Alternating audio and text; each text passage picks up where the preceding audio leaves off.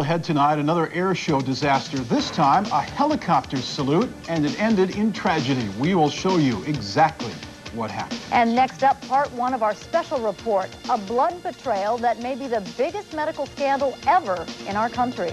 And a quick look. The research warned of the possibility. The doctors made no effort to tell us about this. The government knew. It's like a big secret.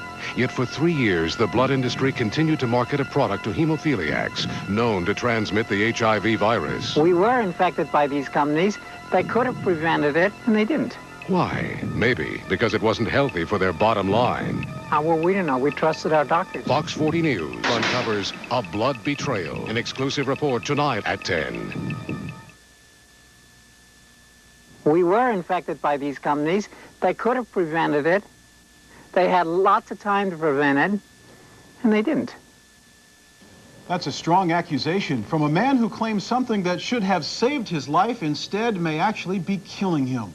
And that is the subject of our Fox 40 investigation we call Blood Betrayal. Our Mitch Trustwell began following this story months ago. It involves a large group of people with AIDS who've largely been ignored. That's right, Terry. There are 20,000 people who have hemophilia. Roughly 1/2 of them are HIV positive, have AIDS, or have already died from AIDS. They claim they got it from the life-saving medications called Factor. Their question, could it have been prevented? And if it could, why wasn't it? I had no idea whatsoever how the stuff was made and what the risks were concerned. The doctors made no effort to tell us about this.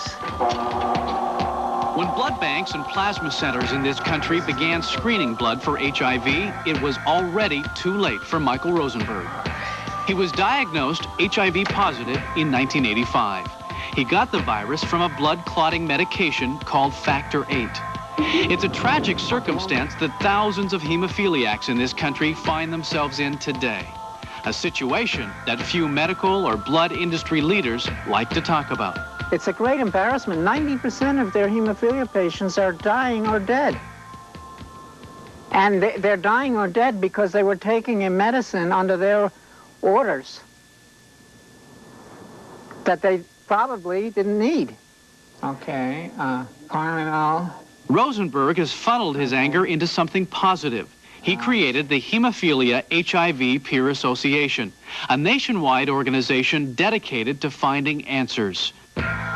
Among his findings, some startling discoveries.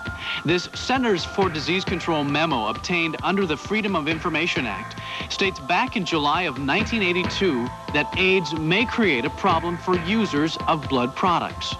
It goes on to say hemophiliacs would be prime candidates to develop this syndrome, meaning AIDS. Members of the National Hemophilia Foundation never got this information in 1982.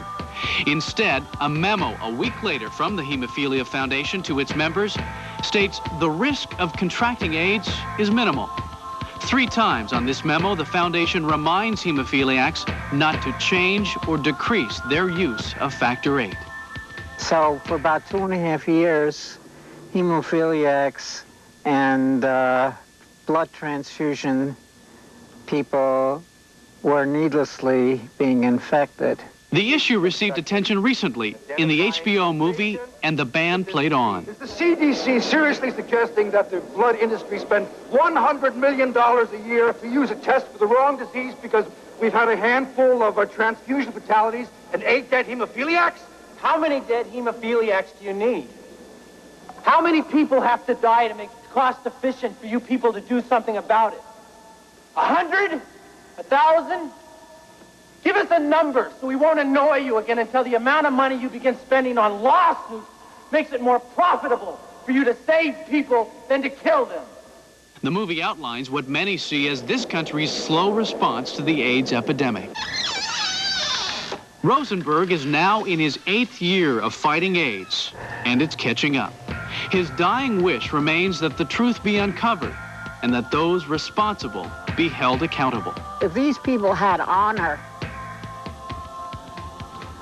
they would stand with their heads bowed for the suffering that they caused for reasons of their own institutional benefit and greed. I understand I'm going to die. I don't even have trouble with that. I'm really offended by the fact that it's under such a pile of lies. That's what offends me. This situation isn't limited just to this country. Thousands of people are infected around the world, and a few countries, including Canada, have already compensated HIV-infected hemophiliacs. But here at home, there's been no compensation. Instead, we have thousands of people who feel isolated and ignored. And tomorrow night, we'll meet another one of these people, a Fairfield man who has 2 little girls in the same situation. We'll have his story tomorrow night at 10.